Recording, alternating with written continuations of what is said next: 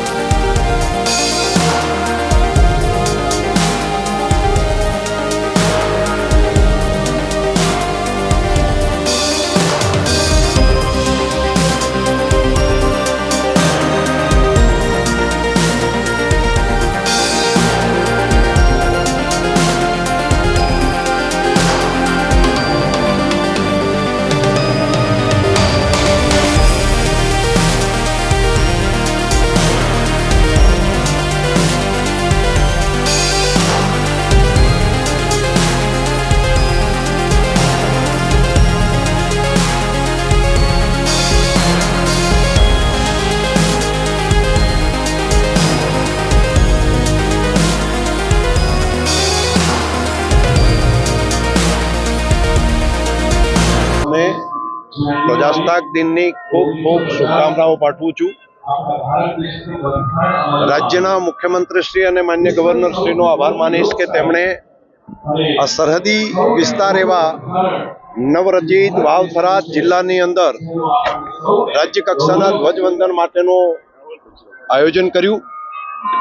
આ કાર્યક્રમ એ રાષ્ટ્રીય પર્વ, પ્રજાનો પર્વ બની ગયો અને છેલ્લા એક વીકથી લાખોની સંખ્યામાં પ્રજાજનો અલગ અલગ કામોમાં જોડાયા।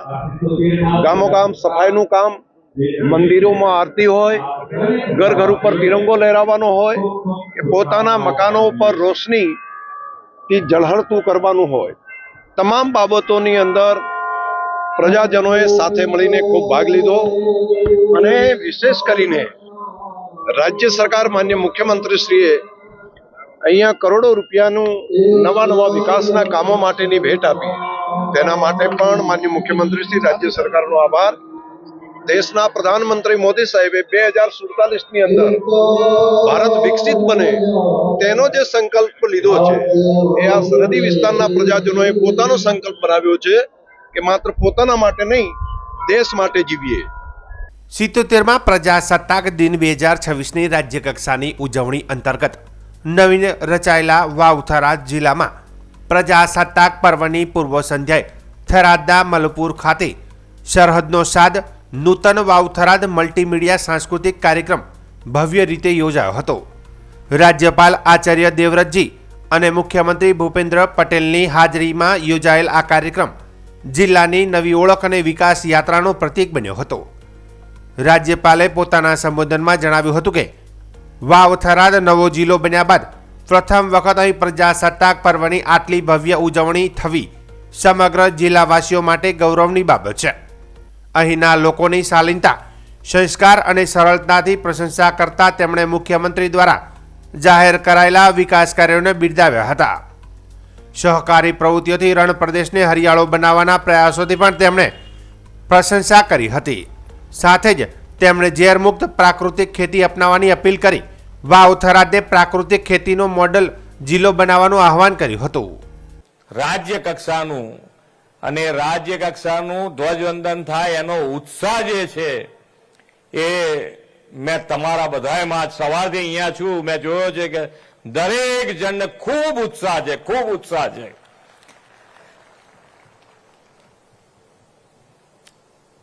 નવરચિત વાવ થરાદ જિલ્લામાં ઉજવાઈ રહેલા 77મા પ્રજાસત્તાક પર્વની આપ સૌને ખૂબ ખૂબ શુભેચ્છાઓ પાઠવું છું. નવરચિત જિલ્લાની ધરતી પર પ્રથમવાર થઈ રહેલી પ્રજાસત્તાક પર્વની ઉજવણી સરહદી વિસ્તારના માન, ગૌરવ અને ઉજ્જવળ ભવિષ્યનો સંકલ્પ છે. નાનામાં નાના માનવીને પોતાના કામો માટે દૂર ન જવું પડે અને ગામની નજીકમાં જ સરકારી સેવાઓ મળે તેવો લોકહિત અને ઇઝ ઓફ લિવિંગનો મંત્ર શ્રી મોદી સાહેબે આપણને આપ્યો છે. આ મંત્રને સાકાર કરતા આપણે ગાંધી જયંતિ 2 ઓક્ટોબર 2025થી વાવ થરાદને અલગ જિલ્લો બનાવ્યો છે. આ જિલ્લો આંતરરાષ્ટ્રીય સરહદ ધરાવતો સુરક્ષાની દ્રષ્ટિએ સૌથી મહત્વનો જિલ્લો છે. 1965 અને 1971ના ભારત પાકિસ્તાન યુદ્ધ દરમિયાન આ વિસ્તારના નાગરિકોએ જે સહન અને સમર્પણ દાખવ્યું હતું તે ઇતિહાસમાં સુવર્ણ અક્ષરે અંકિત છે. વાવ અને થરાદના અંતરિયાળ ગામોએ લશ્કરી લોજિસ્ટિક માટેના મુખ્ય કેન્દ્ર બન્યા હતા. અહીંના ગામોના લોકોએ યુદ્ધ સમયે સરહદ છોડીને સલામત સ્થળે જવાને બદલે ભારતીય સેનાની સેકન્ડ લાઇન ઓફ ડિફેન્સ તરીકેની ભૂમિકા અત્યંત નિષ્ઠાપૂર્વક ભજવી હતી. આજે સરહદી સંત્રી એવા રણછોડ પગીની રાષ્ટ્રભક્તિને વંદન કરું છું. ઇતિહાસ અને વિરાસતની ભૂમિ નણાબેટની રણની રેતીમાં કંડારેલી બીએસએફની શૌર્ય ગાથાને પણ સલામ કરું છું. મુખ્યમંત્રી ભૂપેન્દ્ર પટેલે જણાવ્યું હતું કે નવીન રચાયેલા વાવ થરાદ જિલ્લામાં 77મા પ્રજાસત્તાક પર્વની પ્રથમ રાજ્ય કક્ષાની ઉજવણી ગૌરવ અને આનંદની ક્ષણ છે. પ્રજાસત્તાક પર્વ 140 કરોડ ભારતીયોના લોકશાહી પરના અતૂટ વિશ્વાસનું પ્રતીક હોવાનું તેમણે જણાવ્યું. સરહદી વિસ્તાર તરીકે વાવ થરાદ જિલ્લાની વ્યૂહાત્મક મહત્વતા દર્શાવતા તેમણે 1965 અને 1971ના યુદ્ધ સમય અહીંની જનતાએ દર્શાવેલા શૌર્યને યાદ કર્યું હતું. મુખ્યમંત્રીએ વિકાસ કાર્યોની વિગત આપતા જણાવ્યું કે જિલ્લામાં ગ્રામ પંચાયત વિકાસ માટે ₹59 કરોડ, ખેડૂતોને પાક નુકસાન બદલ 395 કરોડની સહાય અને પાણી વિકાસ માટે ₹2500 કરોડનો વિશેષ પ્રોજેક્ટ અમલમાં છે. થરાદ નગરપાલિકા એ ગ્રેડ અપાતા હવે તેને વાર્ષિક ₹12 કરોડની ગ્રાન્ટ મળશે. વાવ થરાદ જિલ્લાને સોલાર એનર્જીમાં અગ્રેસર બનાવવા સરકાર પ્રતિબદ્ધ હોવાનું તેમણે જણાવ્યું હતું. और आपका नया जिला बनने पर भी बधाई देता हूं. भाइयों और बहनों, गुजरात में लगभग 5.5 साल मुझे हो गए. ऐसे भव्य अनेक कार्यक्रम मैंने देखे हैं, लेकिन जितनी शालीनता, जितनी सभ्यता और जितनी सरलता से आप इस कार्यक्रम को सुन रहे हैं, ऐसे भले लोग मैं पहली बार देख रहा हूं. मुझे पूर्ण विश्वास है कि ये जिला बनने पर माननीय मुख्यमंत्री जी ने आज जो अनेक विकास कार्यों की वर्षा की है और धन के दरवाजे आपके लिए विकास के लिए खोल दिए हैं. मुख्यमंत्री जी का भी आप सभी बहुत मजबूती से हथेली बजा करके अभिवादन करो और बधाई देता हूं. यहां आज जितने भी व्यक्तियों को सम्मानित किया गया, उन सब कार्यों के लिए मैं उन सब को भी बहुत बहुत बधाई और साधुवाद देता हूं. भाइयों और बहनों, आज प्रदेश सरकार ने माननीय मुख्यमंत्री जी ने शंकर भाई चौधरी के प्रयास से ये जो जिला बना है, आप इसका पूरा लाभ उठाओ। मुझे पता बहुत मेहनती हैं आप, खेडूत बहुत बड़ी संख्या में पशुपालन करते हैं, गोपालन करते हैं। बस यही मेरा निवेदन है कि यदि आप प्राकृतिक खेती की ओर मुड़ जाएं, और मुझे विश्वास है कि इतना पशुधन जहां पर होता है वहां प्राकृतिक खेती बिल्कुल फ्री में हो जाएगी। इस जिला को एक मॉडल जिला बना दो, यहां का निर्यात पूरे देश और दुनिया में जाए, इससे आप अमर हो जाओगे। इस जहर वाली खेती से बाहर निकलो, पर्यावरण इससे बचेगा, धरती मां इससे बचेगी, गौ माता इससे बचेगी, देश का धन इससे बचेगा, लोगों का स्वास्थ्य बढ़ेगा और पानी भी धरती का ऊपर आ जाएगा। अब लंबा समय नहीं, इतने ही विचारों के साथ यही मैं कामना करता हूं। આ પ્રસંગે વિધાનસભાના અધ્યક્ષ શંકર ચૌધરીએ જણાવ્યું હતું કે જિલ્લામાં રૂપિયા 207 કરોડના વિકાસ કાર્યોનું લોકાર્પણ અને ખાતમુહૂર્ત ઐતિહાસિક ક્ષણ છે। કાર્યક્રમ દરમિયાન વિવિધ ક્ષેત્રોમાં ઉત્કૃષ્ટ યોગદાન આપનાર 16 વ્યક્તિઓનું સન્માન કરવામાં આવ્યું હતું। નૃત્ય, સંગીત અને નાટ્ય સાથે રજૂ થયેલી મલ્ટીમીડિયા કાર્યક્રમ જિલ્લાની સમૃદ્ધ સાંસ્કૃતિક વિરાસત અને દેશભક્તિનું જીવંત પ્રદર્શન બની રહ્યો હતો। સ્વતંત્રતા દિન નિમિત્તે આપણે આભાર માનવો પડે કે ધ્વજવંદનનો કાર્યક્રમ તો અહીંયા રાખ્યો, પરંતુ મારે વિશેષ આભાર આજે માનવો પડે એવું એટલા માટે છે કે જિલ્લાનું જાહેરનામું પડ્યાને હજુ 3.5 મહિના થયા છે અને 3.5 મહિના જાહેરનામું પડ્યા પછી અહીંયા કલેક્ટર ઓફિસ અને આખી કચેરીઓનું ભૂમિપૂજન માન્ય મુખ્યમંત્રીશ્રી આજે કરી નાખ્યું, આજે એડવાન્સમાં। અને આવ્યા છે કે હું આવ્યો છું તો અને 2 વર્ષની અંદર એના લોકાર્પણના કાર્યક્રમ માટે પણ સાહેબને અમે વિનંતી કરી છે કે સાહેબ લોકાર્પણના કાર્યક્રમમાં પણ આપ પધારજો। આપે જ્યારે આવો સંકલ્પ કર્યો છે ત્યારે આ કામ પણ જલ્દી પૂર્ણ થશે। બીજું, આજે એક મોટી આધુનિક જીઆઈડીસી માટેનું પણ એમણે આ જિલ્લાને ભેટ આપી છે અને અહીંના ખેડૂતોએ ઉદ્યોગ કરતા થાય, અહીંયા વેલ્યુ એડિશન થાય અને અહીંથી વિદેશમાં એક્સપોર્ટ પણ થઈ શકે, તે માટેનું એક નવું સ્વપ્ન લઈને માનનીય મુખ્યમંત્રીશ્રી આવ્યા છે। ત્યારે આજે નવો એક કામ આ થયું છે અને મારે સ્પેશિયલ આભાર આજે એ વાતનો માનવો પડે કે આજે માનનીય મુખ્યમંત્રીશ્રી આ સરહદી ધરતીની અંદર આવ્યા છે, સરહદી જિલ્લાની અંદર આજે વાવથરા જિલ્લામાં આવ્યા છે, ત્યારે 220 કરોડ રૂપિયાના અલગ અલગ કામો માટેના ખાતમુહૂર્ત અને લોકાર્પણની ભેટ પણ આજે માનનીય મુખ્યમંત્રીશ્રી આ સરહદી વિસ્તારની પ્રજાને આપી છે। બનાસકાંઠા જિલ્લાના ઓગળ તાલુકાના વેપારી મથક થરા ખાતે જિલ્લા કક્ષાનો પ્રજાસત્તાક પર્વ ધ્વજવંદન કાર્યક્રમ ઉત્સાહ અને દેશભક્તિપૂર્ણ માહોલમાં યોજાયો હતો। આ કાર્યક્રમમાં જિલ્લા કલેક્ટર મિહિર પટેલના હસ્તે ધ્વજવંદન કરવામાં આવ્યું હતું। ધ્વજવંદન બાદ રાષ્ટ્રધ્વજને સલામી અર્પણ કરી પરેડનું નિરીક્ષણ કરવામાં આવ્યું હતું। આ પ્રસંગે યોજાયેલી પરેડમાં વિવિધ વિભાગોની શિસ્તબદ્ધ ટુકડીઓએ ભાગ લીધો હતો। સાથે સાથે 14 જેટલા વિવિધ વિભાગોના ટેબ્લોનું આકર્ષણ પ્રદર્શન કરવામાં આવ્યું હતું, જેમાં સરકારની વિવિધ યોજનાઓ, વિકાસ કાર્યો, જનહિતલક્ષી પ્રવૃત્તિઓ તથા સામાજિક જાગૃતિના સંદેશાઓ રજૂ કરવામાં આવ્યા હતા। ટેબ્લો દ્વારા જિલ્લાના સર્વાંગી વિકાસની ઝલક જોવા મળી હતી, જેને ઉપસ્થિત નાગરિકોએ વખાણી હતી। કાર્યક્રમ દરમિયાન જિલ્લામાં ઉત્તમ કામગીરી કરનાર અધિકારીઓ તેમજ સમાજ સેવાના ક્ષેત્રે નોંધપાત્ર યોગદાન આપનાર નાગરિકોનું સન્માન કરવામાં આવ્યું હતું। સન્માન સમારોહ દ્વારા પ્રશાસન અને સમાજ વચ્ચેના સહકારને વધુ મજબૂત બનાવવાનો સંદેશ આપવામાં આવ્યો હતો। સમગ્ર કાર્યક્રમ દરમિયાન દેશભક્તિના નારા, રાષ્ટ્રગાન અને શિસ્તબદ્ધ આયોજનથી પ્રજાસત્તાક પર્વની મહત્વતા ઉજાગર થઈ હતી અને મોટી સંખ્યામાં નાગરિકો, અધિકારીઓ, કર્મચારીઓ તથા વિદ્યાર્થીઓ હાજર રહ્યા હતા।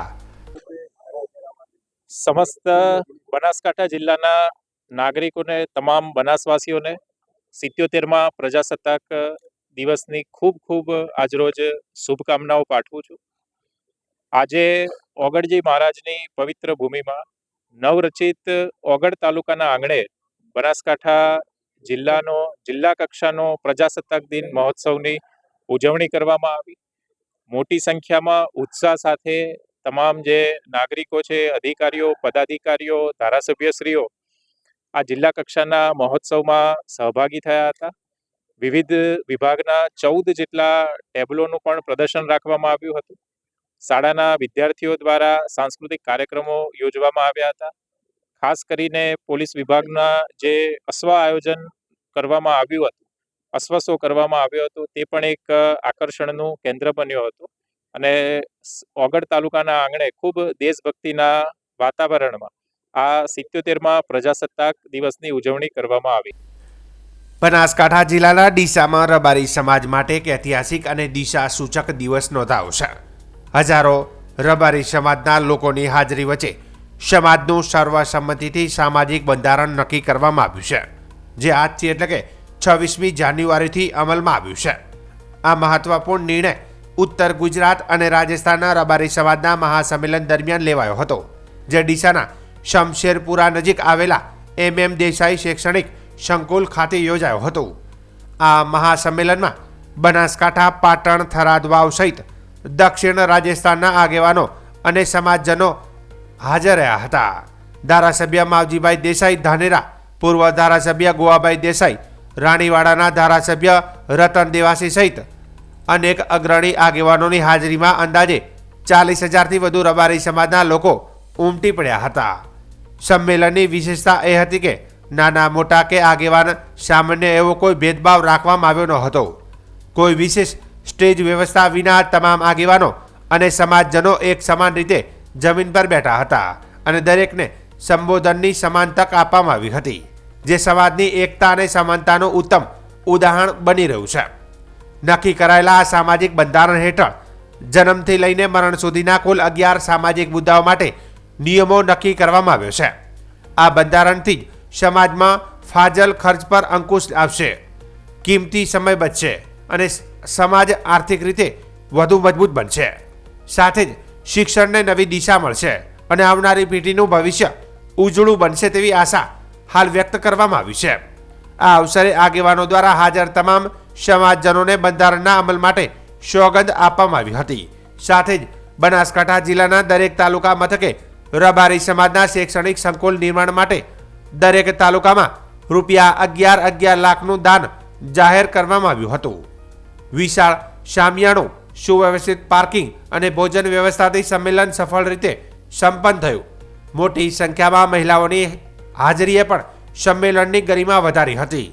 સામાજિક એકતા, સાદગી અને શિક્ષણને કેન્દ્રમાં રાખી રબારી સમાજે ઇતિહાસમાં નોંધાય તેવું બંધારણ ઘડી समाजना भविष्य माटे नवी दिशा निर्धारित करी है। देखो, कोई भी काम होता है ये प्रोसेस है, बंधारण बनाना कैसे लागू हो नहीं हो, कितना लागू हुआ है। और सबसे बड़ी बात है कि कोई भी समाज और उसके आगेवान वो जो हिम्मत करते हैं कि भाई इतना ऐतिहासिक काम करना है, तो सबसे पहले इतिहास लिखा जाता है। आज इतिहास लिखा गया है, लोग इतिहास को याद रखते हैं। अब उस इतिहास किस कारण से हुआ, क्या हुआ, वो भविष्य की समय बताएगा। मगर एक अच्छे समाज के लिए जो प्रगति के पथ पर है बहुत ज़्यादा, वो अगर ये फैसला करता है कि हमारे व्यवहार माप से हो, हमारी भविष्य की पीढ़ी के लिए हमारी आर्थिक व्यवस्था हम बचा के रखें, अच्छा पैसा उनके पास में रहे, छोटी मोटी कोई ऐसी कुरीतियाँ हो वो बंद हो जाए। और आने वाला समय चुनौतियों का समय है, तो उस समय में जब युवाओं को रोज़गार और रोज़गार के अलावा आर्थिक व्यवस्था मजबूत करें, बचा के भी रखें और उससे अच्छे समाज का निर्माण हो, ये उसके लिए सब तय किया गया है। मैं समझता हूँ कई समाजों से हमने सीखा है और कईयों को आज जो है हमारे उससे अनेक नियमों कराया जैसे आज रबारी समाज माटे एक सोनेरी दिवस, एक ऐतिहासिक दिवस समस्त उत्तर गुजरात रबारी समाज અને મારા વિસ્તારને અડીને આવેલો રાજસ્થાન સમાજના સૌ પરગણા ભેગા મળી અને એક સમાજ એક રિવાજ હેઠળ અમે સૌ આગેવાનો સાથે મળીને ખૂબ દિવસના ચિંતન અને મનનના અંતે 11 મુદ્દાનું બંધારણ સૌ સમાજના સ્નેહીઓ, પરગણાના આગેવાનો, પંચ પરગણા, સાધુ સંતો અને ભુવાઓના આશીર્વાદ થકી આજે અમે ભેગા મળીને રજૂ કર્યું છે। આ બંધારણ રબારી સમાજને એક નવી દિશા આપવાનું, રબારી સમાજને શિક્ષણ ક્ષેત્રે આગળ લઈ જવાનું, રબારી સમાજ આર્થિક રીતે સુખી અને સંપન્ન થાય અને આજના સમયની જે તાતી જરૂરિયાત હતી એ પ્રકારે બધા સમાજોને સાથે રાખીને ચાલે એ પ્રકારનું બંધારણ અમે રજૂ કર્યું. વ્યસન મુક્તિનો સૌથી મોટો મુદ્દો અમે લીધો છે.